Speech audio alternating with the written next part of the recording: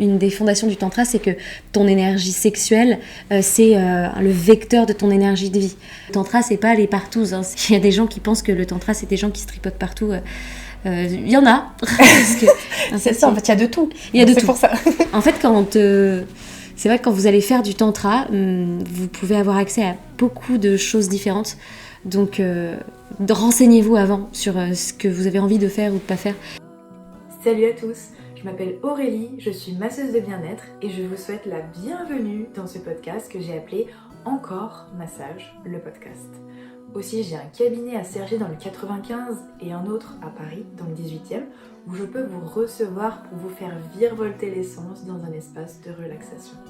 La thématique centrale de ce podcast, ça va être le bien-être dans son corps, dans sa tête, avec son environnement et avec son entourage. Avec tout ça, j'espère pouvoir contribuer positivement à votre bien-être et apporter quelque chose en plus dans votre journée. Vous pourrez retrouver l'intégralité de ces épisodes sur des plateformes d'écoute comme Spotify, Apple Podcasts, YouTube. Et si vous en ressentez l'élan, vous pouvez vous abonner, partager les vidéos, écrire un commentaire et donner une note au podcast. Salut à tous, dans ce nouvel épisode de podcast, j'ai envie de vous parler du néo-tantra, une pratique qu'on va décortiquer en plusieurs épisodes parce que ça me transcende absolument. Ça a changé ma vie et j'ai envie de vous parler de ça vraiment en détail avec différents intervenants.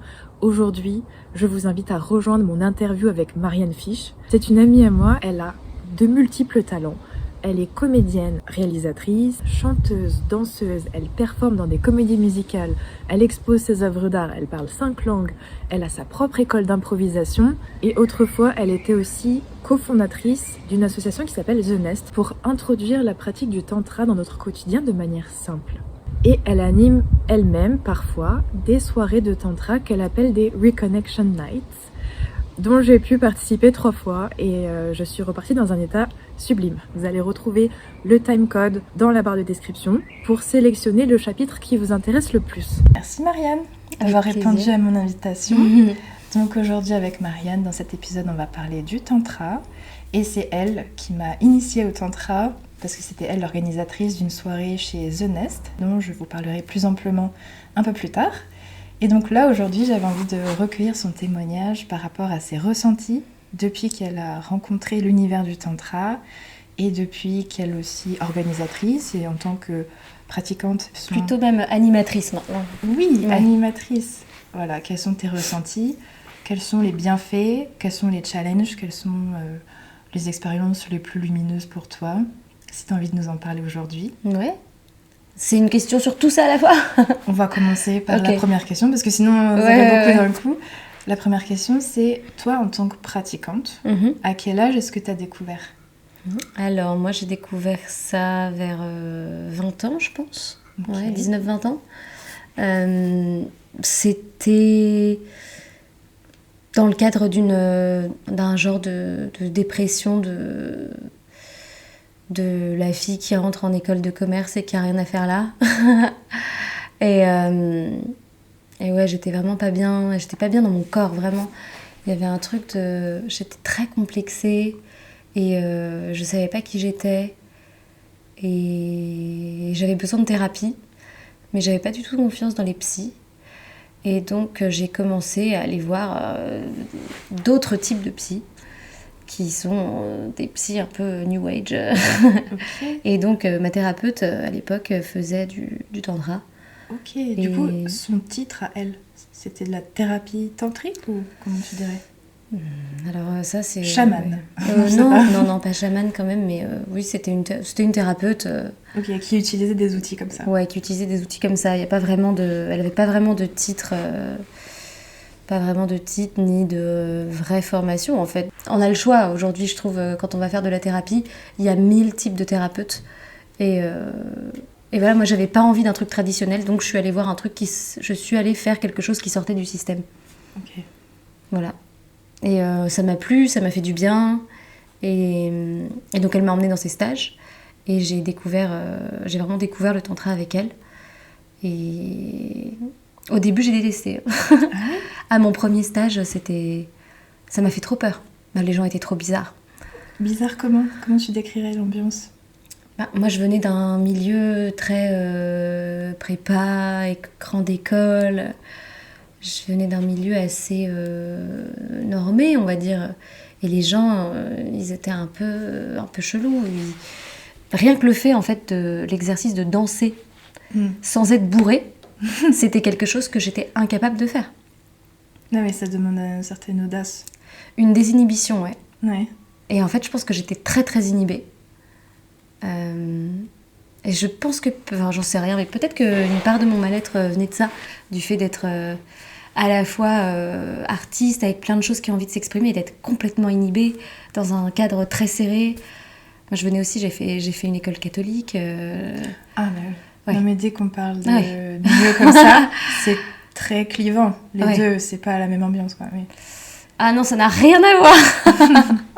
Non, les profs de Notre-Dame-des-Oiseaux, C'est vrai? Ça Ouais. s'appelait comme ça? ouais, C'est mignon, quand même. ouais.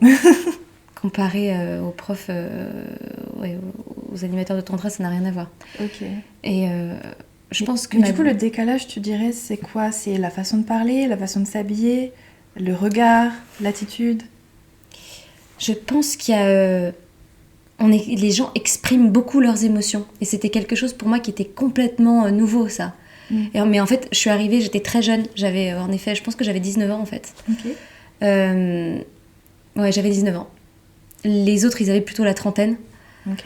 Et donc, ils avaient une quantité de problèmes bien supérieure à la mienne. Moi, j'étais juste angoissée parce que je cherchais un stage.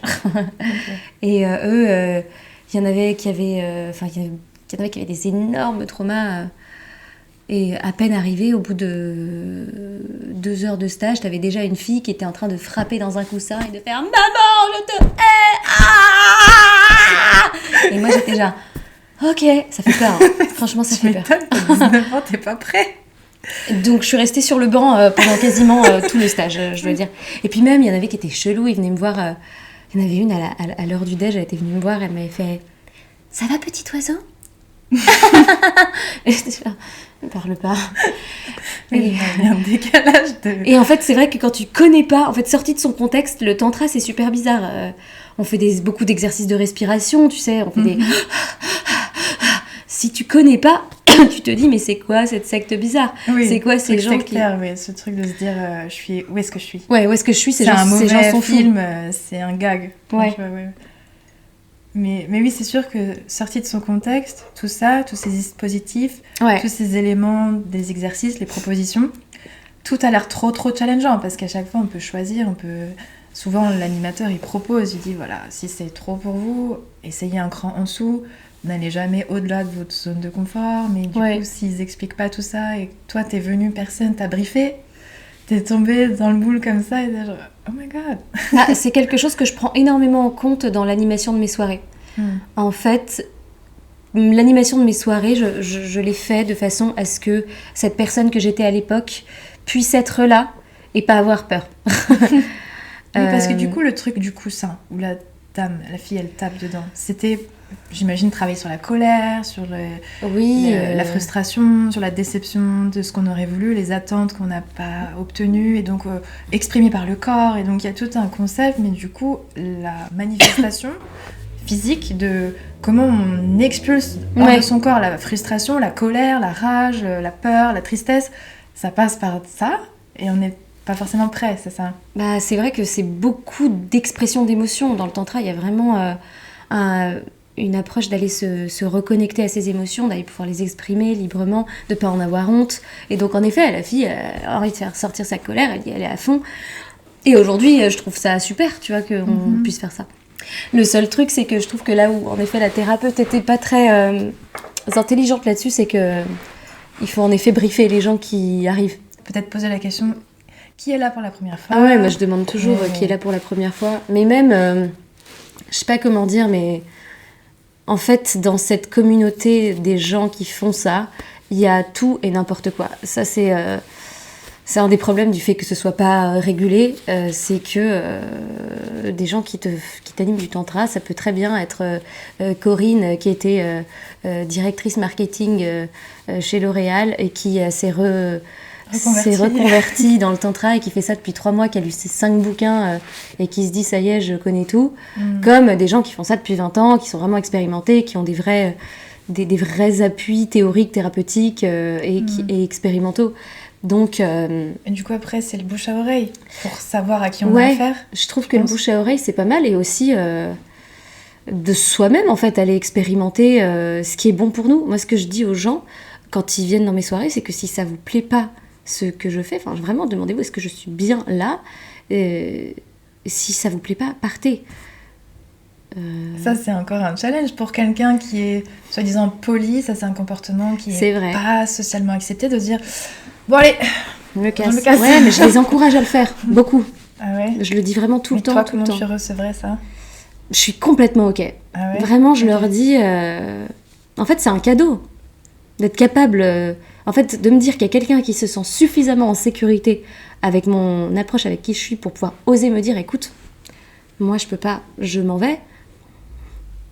En toute, tu vois, oui, parce que honnêteté. Dans le tantra, on parle souvent d'honnêteté radicale, ou les cercles de parole, ou oser déposer ce qu'on a à dire. Ouais. Ça dépend comment on le dit, on n'est pas obligé d'insulter la personne pour dire c'est de la merde ton atelier, ok. On peut lui dire écoute, je me sens pas ok avec ça. Ouais. Je me sens pas ok. En fait, c'est trop bien. Tu vois, si je vois des gens qui partent de mes ateliers en toute sécurité, je me dis c'est cool, je ne suis pas un gourou. Je m'inquiète plus des gens limite où personne ne part et tout le monde les regarde avec des grands yeux et dit que c'est des maîtres spirituels, qu'ils ont tout compris à la vie. Ça, si vous vous dites que des gens sont des maîtres spirituels et qu'ils ont tout compris à la vie, c'est pas bon signe. Oui, il y a ce truc de vouloir donner son pouvoir à l'autre, de dire moi je sais pas, je suis un peu passif, lui il sait. On a tendance à idéaliser son charisme, ses connaissances, son truc. Waouh, j'admire son savoir, et du coup, lui, il sait tout, moi, je ne sais rien, je suis petit, et on s'écrase, et du coup, ça crée un biais de pouvoir, et après, on peut abuser des gens facilement. Ah, c'est ce que j'ai vécu, moi, avec cette personne, cette thérapeute en question. Ah mince. Oui, mais tu parlais d'une thérapeute qui fait du tantra, et du coup, ça s'est pas bien passé. En fait, c'est à double tranchant. Je pense que ça m'a apporté énormément de choses, et que, grâce à cette personne, j'ai pu découvrir tout ce milieu, tout cet univers, j'ai pu me reconnecter à mon corps, j'ai pu travailler sur mes complexes, j'ai pu travailler sur mon lien avec mes parents, j'ai redécouvert plein de choses sur ma sexualité. Ça m'a permis d'ouvrir plein de trucs. Le problème, c'est que, en effet, cette personne est un peu, comment dire, gourouisante. C'est quelqu'un qui est très... il y a beaucoup de gens qui la considèrent un peu comme un dieu. Il y a un culte de la personnalité autour de cette personne. Et moi, j'étais toute jeune, j'avais 19 ans quand je l'ai connue. Et petit à petit, en fait, ça a mené vers des comportements abusifs dont j'avais pas conscience. Et dont j'ai fini par réussir à me sortir, donc je suis vraiment contente. Les expériences qui ont suivi cette expérience-là avec cette thérapeute dans le tantra... Ouais. Est-ce que tu dirais que tu étais plus avertie pour savoir comment être lucide, pour se dire ok, cette personne, ça correspond à ce que je recherche et j'aime bien, je reste, je poursuis là-dedans ? Ouais, carrément. Ouais, en fait, j'ai fait pas mal d'autres expériences et vraiment ma question c'est est-ce que je suis bien là maintenant ? Est-ce que j'ai envie d'être là ? Et voilà, et en fait, c'est tout. Et à travers ces expériences-là, j'ai pu aller travailler d'autres choses. Mais en effet, moi, maintenant, j'ai quand même j'ai un très gros warning sur tout le côté un peu sectaire, quoi. Et en fait, c'est dommage parce que je pense que c'est un milieu qui peut ouvrir à énormément de choses et qui peut faire énormément de bien, mais ça peut aussi faire énormément de mal. Donc... je suis assez nuancée sur la question. Ok, le mal que ça peut faire, c'est à quel niveau ? S'il y a de l'abus de confiance, abus de pouvoir, ce serait quoi ? C'est d'aller même jusqu'à une pratique physique, au contact physique, qui peut aller au-delà de la limite de la personne parce qu'il y a un biais de consentement ? Oui, ça peut être ça. Ça peut être d'abuser des personnes, en fait. Ce que moi j'ai pu remarquer, c'est que déjà il y a l'aspect financier. En fait, si vous vous rendez compte qu'une grande partie de votre argent est donnée à une personne, C'est vrai qu'il y a des stages qui sont assez onéreux. Voilà, il y a des stages, il y a le niveau 1, le niveau 2, le niveau 3, le niveau 1 bis pour aller retravailler ce truc-là. Oui, c'est vrai. Et en fait, ça ne s'arrête jamais. Pour accéder à tel niveau, il faut avoir fait ce stage-là. Moi, ça me crispe un peu. Et surtout, en fait, moi, j'avais pas mal de warnings. Et en effet, cette personne, elle a été ma thérapeute pendant plusieurs années. Elle n'avait aucune formation. Et donc, en fait, je pense qu'elle agissait... je pense qu'elle était persuadée du bienfait de ce qu'elle faisait. Je pense pas que ce soit... je pense que c'est vraiment quelqu'un qui est bienveillant, mais en fait, elle est tellement persuadée de savoir ce qu'elle fait, alors qu'en fait, elle n'a pas de formation elle n'a pas de vraie formation de thérapeute, que ça peut... Elle peut être dangereuse sans le savoir. Ouais, moi, ça m'a fait vraiment beaucoup de mal. J'ai mis vraiment du temps à me reconstruire. J'ai mis... Mais du coup, ce qui t'a impacté le plus de manière néfaste, c'est quoi exactement ? C'est que j'ai eu l'impression que cette personne a abusé de moi. Au niveau financier dont tu parlais ? Oui, au niveau de mon temps aussi. J'ai pas mal travaillé pour cette personne. Ouais, on a co-construit services. Ouais, on a co-construit un festival ensemble. Et elle avait besoin de gens pour lui construire son festival. Donc là-dessus, elle a vraiment... c'était horrible. On a vécu des trucs vraiment atroces. Enfin, toute l'équipe du festival où elle nous... Émotionnellement, il y avait une façon de parler qui était vraiment elle nous traitait comme hostile. des chiens. En fait, elle nous traitait comme des chiens. Ah ouais, d'accord. Et dès qu'on essayait de remettre en question son fonctionnement, elle nous disait « Mais non, mais ça, c'est ton processus de maturité interne. Ça, c'est parce que t'es pas... » Ouais. Ah ouais, je vois le délire. Ça a été atroce, on s'appelait tous en pleurant. Et en même temps, on ne pouvait pas partir. Il y avait un truc de... Une espèce d'emprise, tu dirais ? Exactement, c'est le mot. Une emprise. Mince. Ok, donc les risques, ils sont là, quoi. Il y a des risques. Psychiques, l'emprise. Ouais. Mais il y a des... Ouais, quand on cède son pouvoir et qu'on est dans l'admiration, parce que la personne a du charisme, elle a une façon de... Je sais pas, dans la gestuelle, dans ce qu'elle... Mais en fait, j'avais une confiance aveugle. Ok. Elle pouvait tout me faire faire. Je pense que vraiment... mais d'ailleurs, elle m'a fait faire des trucs vraiment débiles. Mais je pense que vraiment, elle m'aurait dit c'est bon pour toi que tu te mettes ce sac en papier sur la tête pendant 5 heures parce que ça va redynamiser ton système neurovégétatif. Je pense que je l'aurais fait. Ah ouais, d'accord. Oui, parce qu'il y a cette confiance aveugle. Il n'y a plus le discernement. Non, en fait, c'était vraiment toute confiance. Et en même temps, ça m'a beaucoup apporté parce que quand on a autant confiance en quelqu'un, ce qu'il y a de bien, c'est que thérapeutiquement, toutes les bonnes choses, entre guillemets, qu'elle avait à m'apporter, ça marchait de ouf, quoi. Donc, parce que toi, tu y vas, tu sautes vraiment dedans. Voilà. Dans l'expérience, tu es en immersion. Donc, toute la thérapie sur la libération de mon corps, sur mon physique en tant que femme, machin, enfin... Il y a eu beaucoup de choses qui se sont débloquées grâce à elle, donc c'est vraiment un peu à double tranchant. Mais peut-être que j'avais besoin de cette expérience-là, de me rendre compte de l'emprise, tu vois, pour pouvoir grandir et apprendre maintenant à pas me victimiser, à poser mes limites, à savoir que voilà, non, en fait, on n'abuse pas de moi, on me fait pas faire tout un festival pour même pas me dire merci à la fin, tu vois... Ah non, mais c'est sûr que les leçons de vie comme ça, on les retient en général, on ne fait pas 2 festivals comme ça.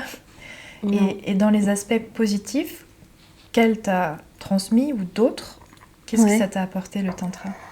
Je pense surtout une grande reconnexion à mon corps. De quelle façon la reconnexion à ton corps ? Par la danse uniquement ? Est-ce que tu dirais qu'il y a d'autres choses ? Il y a beaucoup d'exercices après qu'on fait sur le toucher, sur la nudité, sur en fait pouvoir se mettre nu devant d'autres personnes, juste être. Avec un regard qui est bienveillant, avec un regard qui est...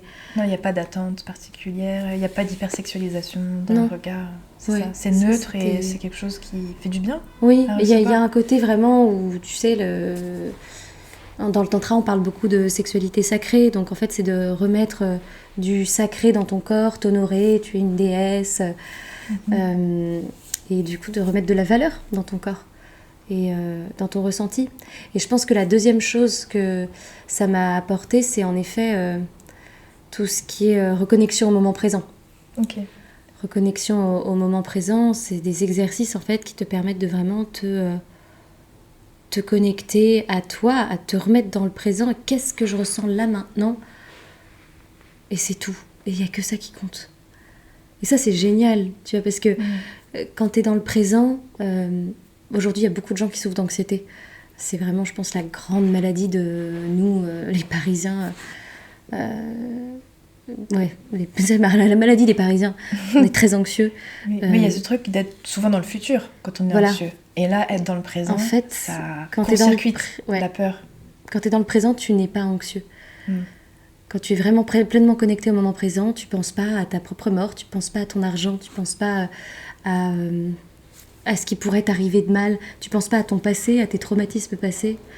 Et tu es juste en train de te connecter à tes sensations, à ce qui se passe. Et en fait, tu te sens vivante.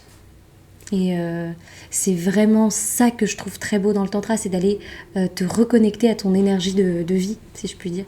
Je reviens un peu de tous les termes énergie, parce que en fait, ce qui m'embête, c'est que c'est souvent utilisé à des buts un peu manipulatoires, et je pense que je suis encore en train de me soigner là-dessus. J'ai pas encore terminé ce chemin-là. Mais après, peut-être qu'un jour je pourrais l'utiliser en toute... Par rapport à ton intention à toi, tu sais, quand tu parles d'énergie, c'est pas dans ce sens-là, donc tu as le droit d'utiliser. Ouais, je trouve que le tantra, moi, m'a permis de me reconnecter à l'instant présent, au vivant. Et en fait, il y a un truc dans le tantra qui fait qu'en fait, tu te sens vivante. Et c'est jouissif. Oui. C'est pour ça que j'adore faire des stages de tantra, parce que quand je sors d'un stage de tantra, je me sens vivante, j'ai la pêche. Il y a beaucoup de pensées parasites qui partent et tu te ressens sur l'essentiel. Et c'est ça qui est chouette. En fait, c'est une forme de méditation à plusieurs. Oui, carrément. Remettre de la conscience, de l'amour, aller voir à l'intérieur de toi ce qui se passe. Tu vois, je me retrouve face à cette personne. Tiens, mais en fait, ce qui émerge, c'est de la colère. Et pourquoi j'ai cette colère? Et qu'est-ce que j'en fais? Comment je la transforme? Est-ce que je l'exprime? Mais il y a vraiment cette idée d'hygiène émotionnelle qu'on nous a jamais appris à faire. On se lave les dents, on se lave le corps, mais les émotions, elles sont là, elles s'encrassent, et après on s'étonne de soit le rejeter sur les autres, soit déprimer parce que c'est refoulé à l'intérieur, ou soit se faire du mal à soi-même. Et là, c'est les exprimer en toute sécurité. Et tout le monde fait ce travail thérapeutique en même temps. Enfin, pour moi, je trouve ça thérapeutique. Hein, vraiment. Ouais, c'est on les dépose dans un endroit où ça fait mal à personne, et après on s'allège et on récupère de l'énergie. Enfin, moi, je me souviens des certaines sessions que j'ai faites dans tes soirées à toi, de tantra, où il y avait cette volonté de passer de chakra en chakra pour venir ouvrir, libérer par la danse, et après... par la respiration, par la connexion aux autres, s'écrire une lettre à soi-même avec des vœux. Et ensuite, enfin, je sais pas, moi je me retrouvais dans un état où j'étais tellement joyeuse, tellement vibrante, que quand je rentrais chez moi, genre je souriais comme ça, genre. Dans la rue. Enfin, moi ça me fait un truc genre hyper euphorique. Et j'avais une musique, et je peux retrouver cette playlist où du coup ça m'était dans une joie, j'avais envie d'exprimer, j'arrivais pas à me retenir, et puis heureusement il était tard, mais du coup je dansais dans la rue, je me disais attends, mais il y a des voitures. Je m'en fous. Cet état, il est trop bon. Mais oui, parce que c'est tellement un état d'extase ou de grâce. Ah, ça se trouve, les gens, ils vont kiffer avec moi. Et il y a même des gens qui passaient, ils étaient étonnés. Et puis, en voiture, ils s'ambiançaient avec moi, genre... ah ouais, vas-y, et tout. Parce que moi, je faisais des figures et tout. Enfin, j'étais à fond. Après, ça crée de la complicité à des endroits où je n'avais pas imaginé. Mais je me dis, cet état, il est peut-être contagieux, mais dans le bon sens. Voilà. Après, je peux aussi passer pour une tarée dans les transports, mais bon. Mais ouais, mais en même temps, c'est chouette, quoi. T'es désinhibée, t'es joyeuse. C'est ça. Tu te sens bien. Je fais de mal à personne. C'est quand même trop beau. Enfin, tu te rends compte, là, à Paris, on se retrouve dans un système où, en fait, tout le monde est dans le métro serré, plus personne ne se regarde. Tout le monde fait la gueule, les gens sont tendus, agressifs. Dans le tantra, enfin en tout cas dans le tantra que moi je pratique, l'idée c'est quand même d'aller sortir cette espèce de pollution qu'on a à l'intérieur de nous et qui nous pourrit, qui nous rend moins lumineux, qui nous rend moins vivants, et de pouvoir aller se concentrer sur waouh, putain je suis là quoi, je suis là maintenant, et c'est juste ça, c'est tellement beau de reconnecter à cette gratitude d'être en vie tout de suite. Oui, c'est ça. Et en fait, moi, au-delà de l'aspect instant présent, je trouve qu'il y a une beauté dans le fait de ralentir le rythme. Parce que moi, j'avais jamais l'habitude de regarder les gens dans les yeux, sans parler, c'est presque sans cligner des yeux, Ouais. et longtemps. Et au début, j'étais là genre, oh, c'est long. Mais qu'est-ce que c'est que le temps qui passe, on le sent. Et cette sensation de frustration ou d'impatience, Ouais. je trouve qu'avec le temps, ça s'améliore, parce qu'au début, il y a ce truc de... Bon, on fait quoi? Tu sais, envie de bouger, envie de faire des trucs, et puis après, il y a quelque chose qui se dépose, Ouais. et là, il y a une émotion qui arrive, qui émerge, et je me dis, ah, c'est ça qu'ils veulent qu'on contacte. C'est ce truc-là qui se passe, et genre, oh, c'est beau, Ouais. oh, je veux bien rester là, du coup. Ça y est, Ok, t'es branchée, je veux quoi. bien- Ouais, je suis branchée à ça. Allez, Ouais. pourquoi pas, je veux bien. Et j'avais pas compris que c'était ça qu'on recherchait. Et ça peut être accessible que par la lenteur et la présence. Parce que si on est là, sur son téléphone, ou à penser à je sais pas quoi, ou à anticiper, ok, après on fait ça, et on n'est pas dedans, on peut pas contacter cette sérénité, quelque part, dans la connexion. Parce qu'en fait, j'ai l'impression que le tantra, c'est beaucoup sur recherche de connexion. Ouais. Et la connexion, on ne peut pas l'improviser. Enfin, ça passe par le calme intérieur. Un espace où on est disponible pour Faire de la accueillir place, l'autre. ouais. Ouais, c'est beaucoup le sens de l'échauffement que je fais pratiquer au début de mes séances, où je dis beaucoup, là, on va aller faire de la place, quoi. Et vraiment, tu sais, il y a cette espèce de rituel où on dépose tout ce dont on n'a pas besoin, tout ce qui nous pèse, tout ce qui est pas agréable, et on va juste aller faire de la place pour accueillir le présent, quoi. Et t'as vu comme on se met dans nos vies, Ah oui, on se met une met pression, des tonnes. il y a du stress. on se rajoute des trucs, on est surbooké, il faut qu'on écrive tel mail à telle personne, qu'on réponde à machin, qu'on pense à écrire tel truc. C'est... Oui, On a la pas de surcharge. On a Et surcharge. Après, on se sent saturé, on se pose la question, pourquoi je suis épuisée comme ça, il est que 15 heures. J'en Ouais. peux plus déjà, il est 15 heures. Puis en plus, avec ces histoires de télétravail, on est quand même dans un monde là maintenant où on bosse de plus en plus. Et il y a des gens, ils font pas de pause, quoi. Oui, parce qu'il y a ce truc du fumeur. Lui, il a raison quelque part de se dire, Pause vas-y. clope, ouais. Ouais, la pause clope, ça te permet de t'extraire, mais en contrepartie, bah, tu niques un peu ta santé quand même. Ouais. Mais C'est au moins, horrible, hein. t'as la pause, quoi. Ouais. Ton cerveau, il se dépose quelque part à côté, et après, tu te remets dedans. T'as Ouais. pris l'air, voilà, t'es dehors, tu parles d'autre chose, machin. Mais s'il y en a, ils sont tellement à fond, ils veulent Ouais. bien faire, et puis ils se disent, ah mais moi, j'ai pas l'excuse de, si je vais dehors, je fais quoi dehors? Ou Ouais. tu peux prendre ta tasse et partir avec ta tasse dehors, mais du coup, boire tout seul ton café ou ta tisane, c'est pas pareil. Je sais pas, socialement, il y a un truc où Ouais. on se sent pas prêt, pareil, à avoir la même démarche de faire la pause. Bah, c'est ça, en fait, mes soirées, je trouve que c'est un peu une pause, tu vois. Enfin, Ouais. moi, je le vois vraiment comme un voyage spirituel, quoi.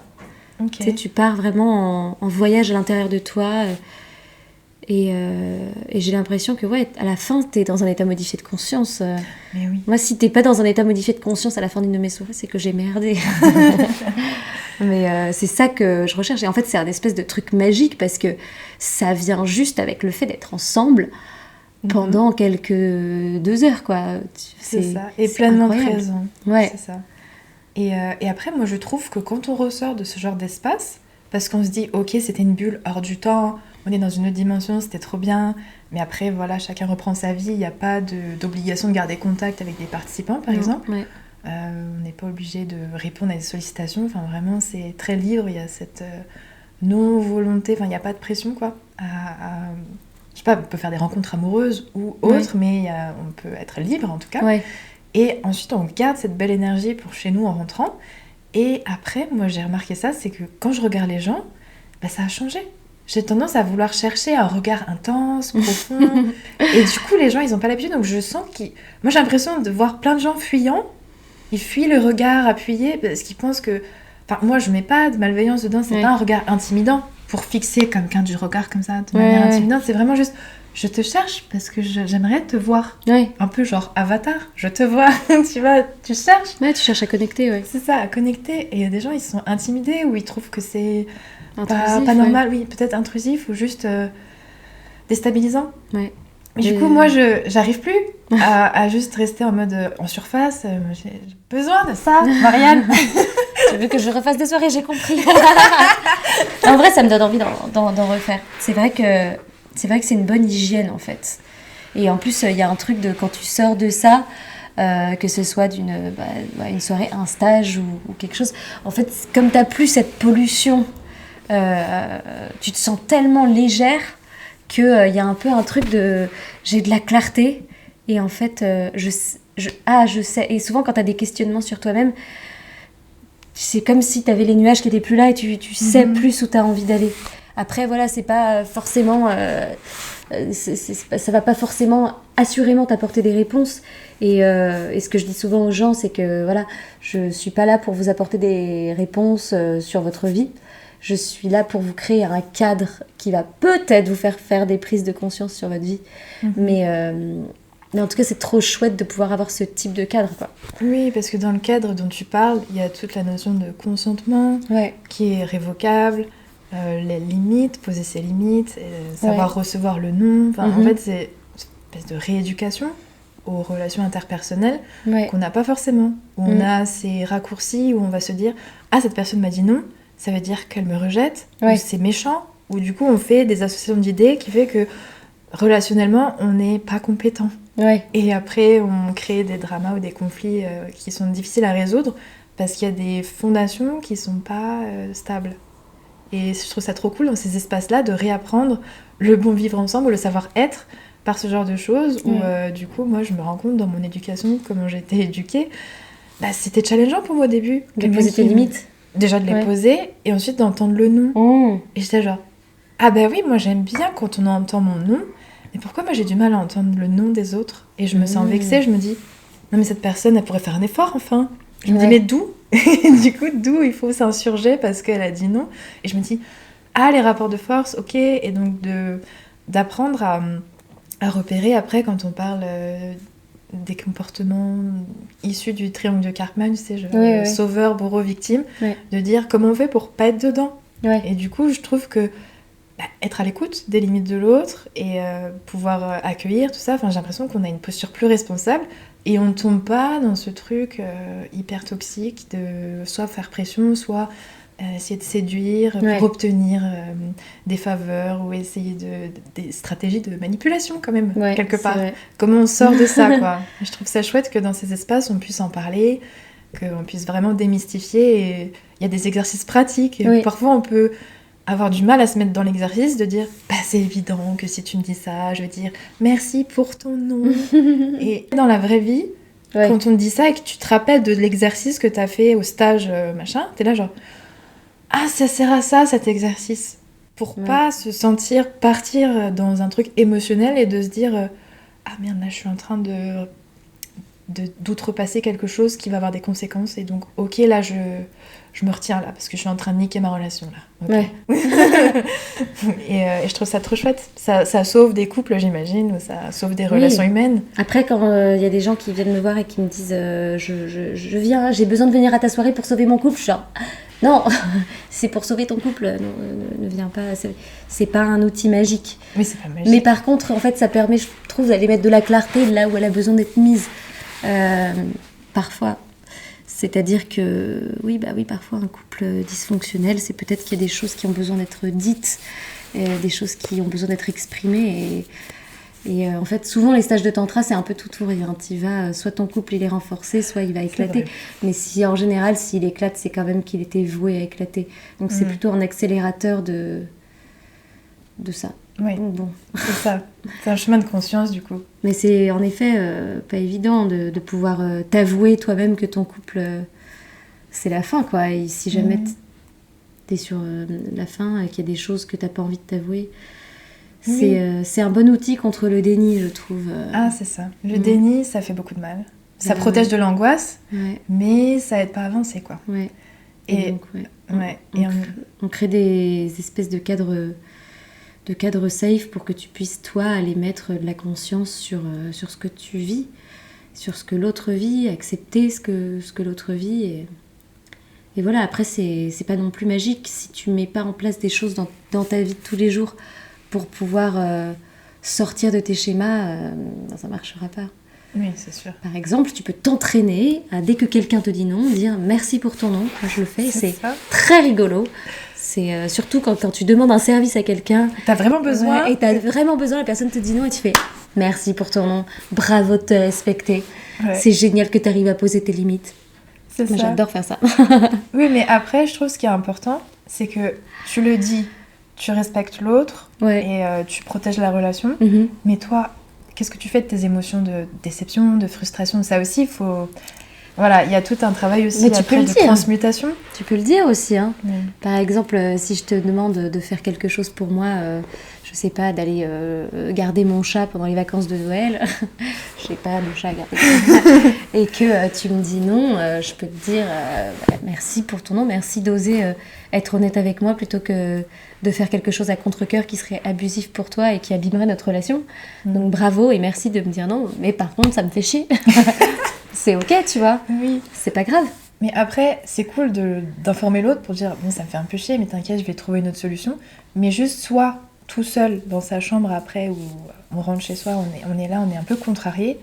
Il y a des pratiques, j'imagine, qu'on peut faire pour juste laisser passer cette colère, cette frustration, pour pas la projeter sur l'autre, pour dire avec tout ce que j'ai fait pour toi, Marianne, et après, tu sais, ça fait une espèce de réaction, surréaction en chaîne, et après, on est cocotte minute, tu vois. Ouais. Il y a forcément ce travail qu'on doit aussi avoir nous-mêmes, une hygiène émotionnelle personnelle, de se dire ok, j'ai dit merci pour ton nom, nanana, voilà, je suis respectueuse, mais là, j'ai besoin de faire sortir pour juste me déposer, quoi. Ouais. Bah ça, tu vois, je trouve que ce qui m'a fait beaucoup progresser personnellement pour avoir moins ce type de comportement, c'est la CNV. Ça, vraiment, je pense que la CNV, c'est un outil qui m'a vraiment chamboulé ma vie là-dessus. Parce que il y a tellement un truc de, en fait, j'ai des besoins, tu as des besoins, respectons nos besoins. Et en fait, si ça coïncide pas, on fait autrement. Oui. J'ai un besoin, il y a plusieurs stratégies pour satisfaire mon besoin. Si cette stratégie-là ne marche pas, on peut en faire d'autres, on peut en trouver d'autres, d'aller regarder ton besoin profond qui a besoin d'être nourri. Ça, c'est extraordinaire parce que une fois que je trouve que tu as vraiment bien intériorisé ça, je dis pas que je suis une pro de la CNV, j'en ai pas fait non plus énormément, j'ai fait que les 3 modules. Je n'ai fait que les 3 modules. Mais je veux dire, si tu as des gens qui refont 12 fois les 3 modules, qui sont des experts, qui font ça pendant 5 ans, qui deviennent formateurs, je suis pas ça. Mais je trouve que ça aide vraiment je trouve que c'est l'avenir dans la communication interpersonnelle. En fait, d'aller enlever de l'affect là où t'as pas besoin d'en mettre. Moi, mais pourquoi, à ton avis, cet affect, il est retiré, que tu peux le dire en toute sérénité? C'est parce qu'il y a ce travail en amont que toi, tu fais avec toi-même, de rassurer l'enfant intérieur pour dire oui, j'entends que tu es triste parce qu'elle a dit non. Qu'est-ce qu'on peut faire pour se donner de l'auto-empathie? Parce que si t'as pas cette étape et que t'arrives et tu dis c'est pas grave, Marianne, je te jure, je t'en veux pas. Du coup, il y a une espèce de décalage. Je trouve que tous ces outils, tu vois, le tantra, la CNV, tous les types de thérapies qui sont des thérapies modernes, je trouve qu'il y a vraiment un truc de aller prendre du recul sur la situation, aller ce qu'ils appellent le pas de côté, tu vois, aller regarder ton truc, tu te dis ok, là, aller voir, identifier, ok, là je suis hyper émotionnellement chargée, je commence à dire des phrases qui sont pas dingues, je commence à agresser les gens, je suis dans une boucle, ok, c'est ok, je suis dans une boucle, je suis vénère, allez, je vais taper sur un coussin, maman. On en revient au coussin. On a fait la boucle. Je tape sur mon coussin, je vais exprimer mes trucs. Enfin, il y a 1000 façons d'exprimer tes choses, mais aller redescendre et aller prendre du recul par rapport à la situation. Aller écrire. Pour ça aussi que je fais écrire les gens.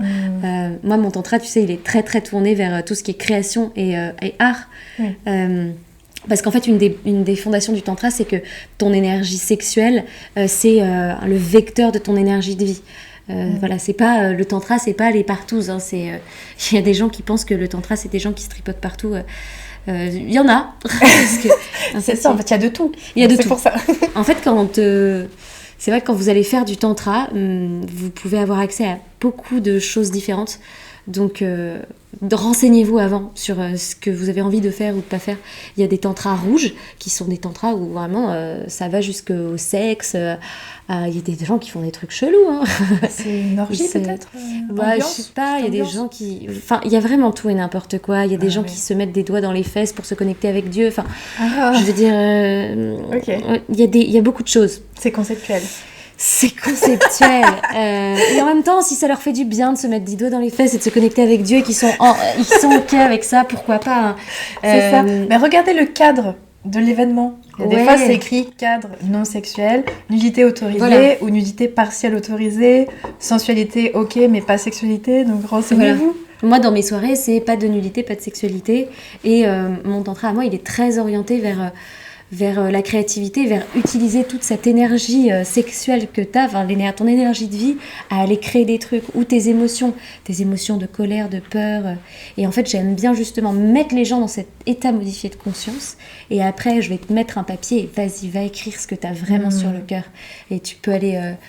je trouve que artistiquement, c'est vraiment hyper intéressant parce que ça te reconnecte à ton toi profond. Et là, vas-y, va créer des trucs qui sont chouettes. Et de mettre tes émotions au service de la création. Super. Et c'est à partir de quand que tu t'es dit ok, j'ai fait suffisamment de stages et là j'ai envie d'être animatrice, j'ai envie de mettre ma signature aussi dans ce milieu? Ça m'a pris plusieurs années. En 2018, on a créé The Nest avec des copains, qui est une association qui a pour but de créer des soirées de tantra pour les jeunes et donc de rendre ça accessible. Et chaque soirée, il y a un intervenant différent qui s'occupe de la soirée, donc ça permet aux jeunes d'aller voir plein de panels différents de justement ce qui se fait en tantra. Donc ça peut être un bon test si vous voulez tester du tantra. Normalement chez The Nest, j'ai dit on, mais je n'en fais plus partie, mais on met en place un cadre et on vérifie qui sont les intervenants et on fait en sorte que vous soyez dans un cadre safe pour pouvoir aller expérimenter telle ou telle approche du tantra avec tel ou tel intervenant. Et après, comme ça, si ça vous plaît, vous pouvez continuer à aller faire des stages avec eux. Donc, c'est chouette pour tout le monde. Donc on a créé ça et j'étais dans la partie organisation.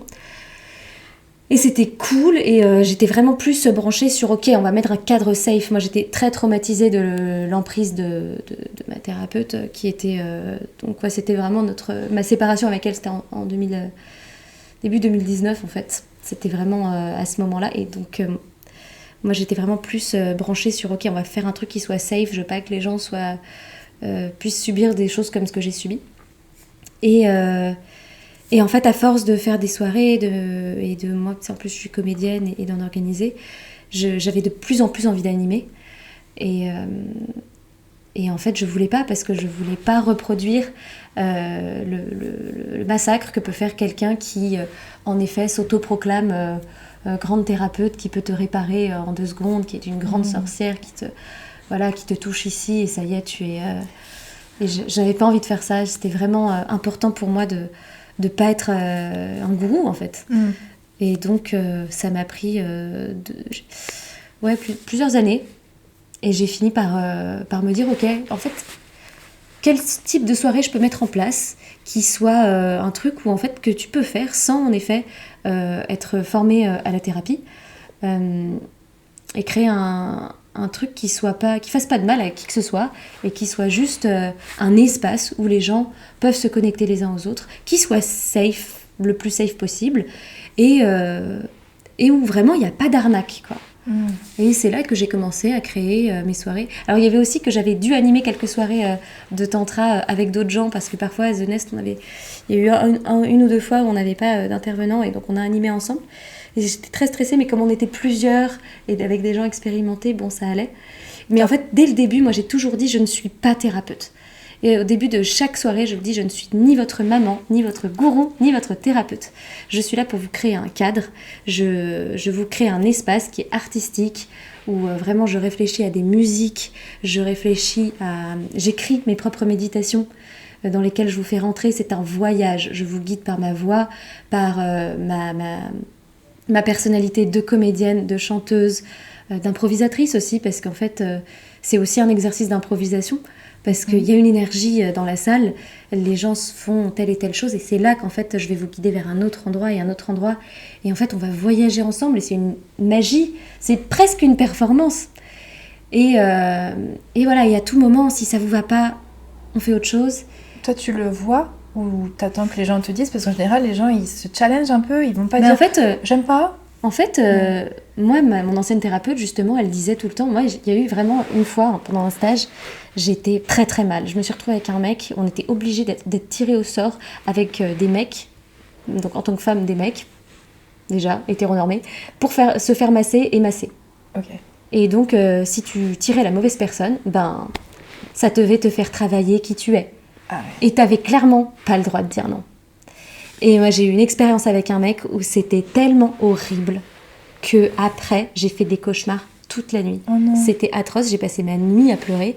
Et bien entendu, c'était que je n'avais pas suffisamment travaillé sur je sais pas quoi de mes couilles. Et en fait, il respecte pas sa sensibilité, quoi. Non, Ouais. c'était que j'étais pas assez élevée spirituellement, tu vois, pour. Ils te font culpabiliser, clairement. Ah ouais, c'était horrible. Ouais. Non, mais ça, c'était d'une violence sans nom. Donc c'est pour ça qu'aujourd'hui, si jamais il y a quelque chose qui va pas, tu dis aux gens. Et en fait, ça va pas. Oh non, mais du Ouais. coup, c'est ça. En fait, il y a cette théorie chez les boomers du tantra, on va pas se mentir, de déjà hétéronormer énormément les choses. Pour moi, ça n'a pas de sens. Je ne dirais jamais mettez-vous avec un partenaire du sexe opposé. Non, ça n'existe pas. Pour moi, c'est homophobe de faire ça. C'est comme si la norme, ça devait être de te mettre avec un partenaire du sexe opposé. Non, tu te mets avec un ou une partenaire. Moi, dans mes soirées, toutes les sexualités sont les bienvenues et il n'y aura jamais, j'espère, de stigmatisation. Donc déjà, il y a ça. Il y a cette culture de allez vous challenger, allez titiller votre zone de confort, allez plus loin et plus loin. Moi, j'en suis revenue complètement. Je dis aux gens, vous n'avez pas besoin d'être hors de votre zone de confort pour travailler des choses. On peut y aller dans la douceur, quoi. Mais oui. On n'est pas obligé d'être cassé. Mais je pense que c'est même je pense que là-dessus, parce que bon, on parle de tantra, mais clairement le tantra, ça vient d'Inde, c'est complètement de l'appropriation culturelle. Ce qui est pratiqué en Europe. Tu le définirais comment de ce qu'on pratique là? C'est pas du tantra, c'est plus du néo-tantra. C'est du néo-tantra parce que c'est un peu c'est modernisé. inspiré. C'est aussi adapté à nous, les Occidentaux. Et je pense qu'ils ont rajouté leur culture judéo-chrétienne de boomer à aller nous mettre des trucs de il faut souffrir pour bien travailler sur soi et être un être meilleur et continuer à souffrir. Non, en fait, non, vous n'avez pas besoin de vous traumatiser. Et je dis dans mes soirées, si vous n'êtes pas bien, non, c'est non. Et en fait, vous dire non, c'est vous rendre service. Oui, parce qu'il y a toujours des espaces, on appelle les safe zones, oui. où du coup on peut s'extraire sur un canapé, sur le côté, si jamais ça nous challenge un peu trop, et on reprendra le fil de l'expérience au prochain dispositif. Mais voilà, on n'est jamais coincé. T'es pas obligé, quoi. Il y a une fille, une fois, elle est venue, elle a passé la soirée dans la safe zone, et c'était très bien. Oui, et j'étais pas... ça va, machin. Enfin, si, je vais quand même checker les gens, tu vois, juste vérifier qu'ils sont pas là-dedans parce qu'ils sont en train de vivre un truc difficile et pouvoir être présente pour eux. Mais non, t'as le droit de passer ta soirée dans la safe zone. C'est vrai. C'est ta souveraineté. Et en fait, c'est génial de pouvoir se dire ça. De pouvoir te dire qu'en fait, tu vas aller dans une soirée de tantra, mais tu n'es obligé de rien. Si t'as envie de te casser, tu te casses. Si t'as envie de passer ta soirée sur la safe zone à regarder les gens, parce que c'est juste ça qui est possible aujourd'hui, mais bienvenue.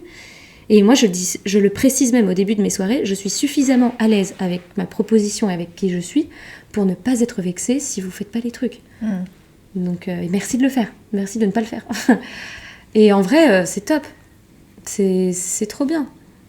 Mais c'est un vrai espace de liberté sur qu'est-ce qu'on a envie d'être, qu'est-ce qu'on a envie de s'autoriser à ne pas faire. Et voilà, on n'est pas dans un truc, on n'est pas au taf, on n'a pas d'ordre à recevoir. Enfin, voilà. Et c'est simple, en vrai. Toujours un truc aussi où ils essayent de compliquer les choses. Non, c'est simple. On fait des exercices simples, on se regarde dans les yeux. Et en fait, parfois, te regarder dans les yeux, te toucher du bout des doigts, ça va t'emmener dans des espaces que tu n'aurais jamais soupçonnés. Oui, parce que c'est vrai que des fois, les premières expériences, j'étais pas forcément dedans. Et j'ai tendance à regarder un petit peu autour de moi. J'étais plus trop connectée à moi ou mon partenaire, je sais plus. Je regardais autour de moi et là, je vois 2 personnes au loin qui se tombent dans les bras en pleurs et je me dis, on m'exagérait pas non plus. Enfin, tu sais, parce que quand t'es pas dedans, tu penses que c'est abusé, quoi, c'est fake, ou alors tu penses que t'es nul parce que t'arrives pas à rentrer dedans. Oui, c'est ça. Et ben ça aussi, je le précise. Non, en fait, il y a des exos qui vont lui parler à lui parce que, en fait, ce type de toucher, ça lui rappelle son premier amour et ça lui met une montée d'émotion de dingue. Et toi, c'est pas ton truc. C'est pas ton truc. Ça me touche pas pareil.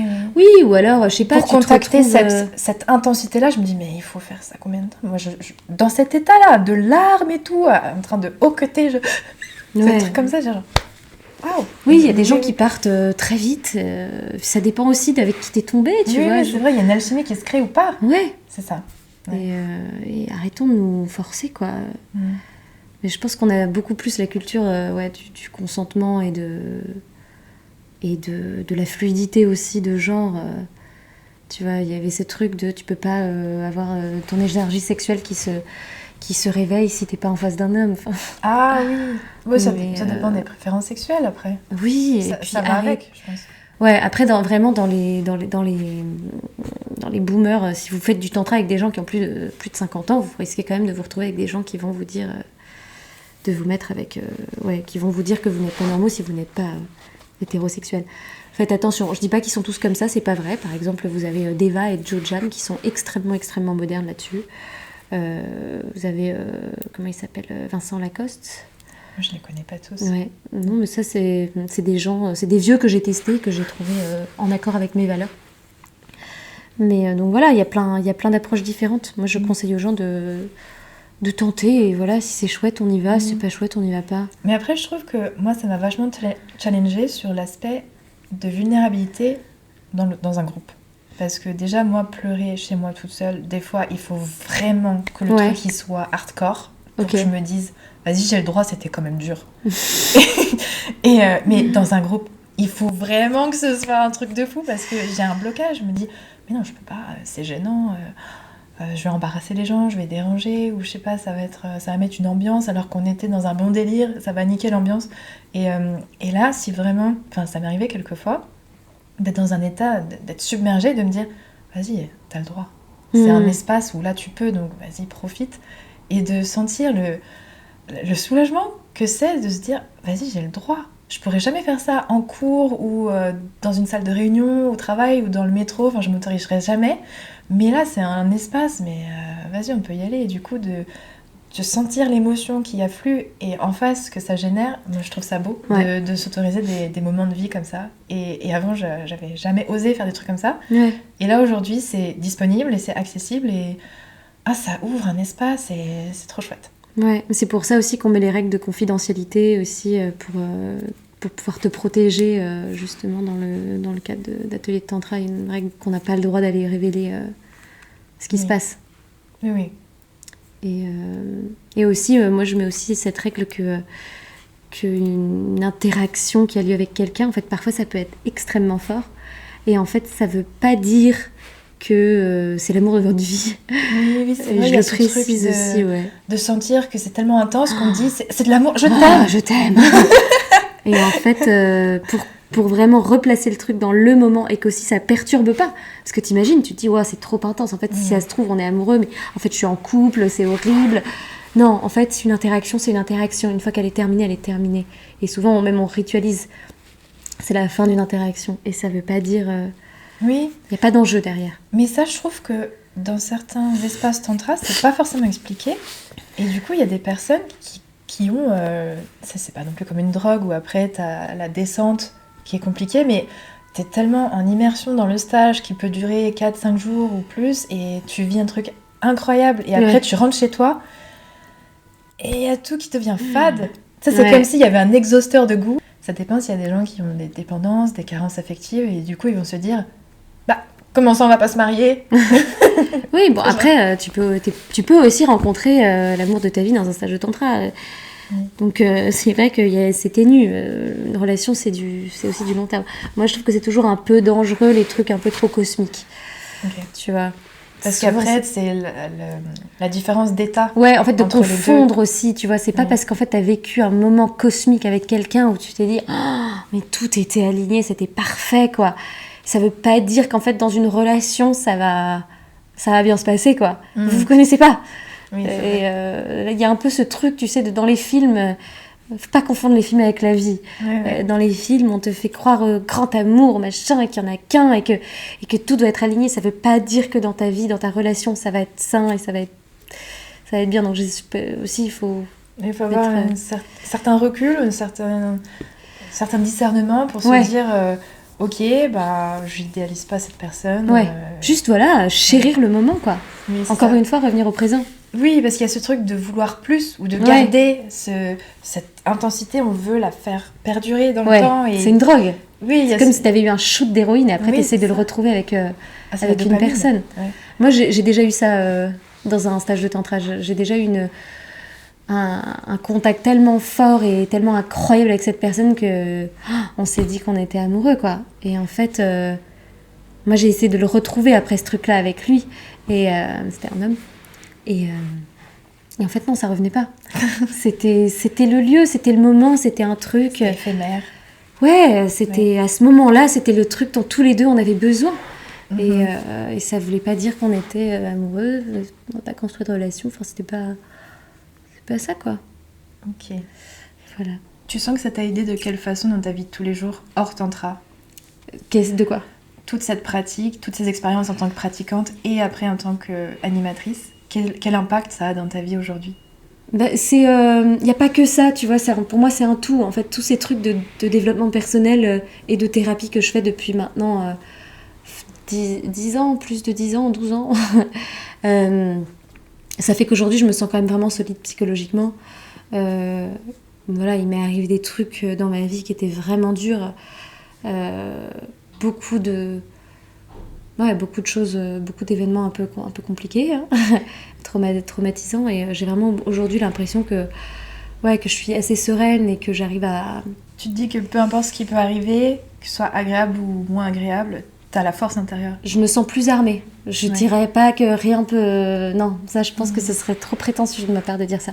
Si ça se trouve, demain ou la semaine prochaine, je vais retomber, j'en sais rien, mais je me sens... Non, mais après on a le droit de s'effondrer, voilà. Mais tu sens que t'as plus de ressources. Ouais, aujourd'hui je me sens vraiment armée pour être... Je me sens centrée, je me sens ancrée, et j'ai l'impression que mon rapport aux autres aussi est beaucoup plus juste, que j'arrive à me remettre dans des moments présents, quand j'ai besoin, j'arrive à me connecter aux gens plus facilement, et quand il y a des trucs parasites, de la pollution psychologique qui arrive, pouvoir réussir à la ranger et à rester en lien avec les autres d'une façon dont j'ai envie de rester en lien, et poser mes limites aussi.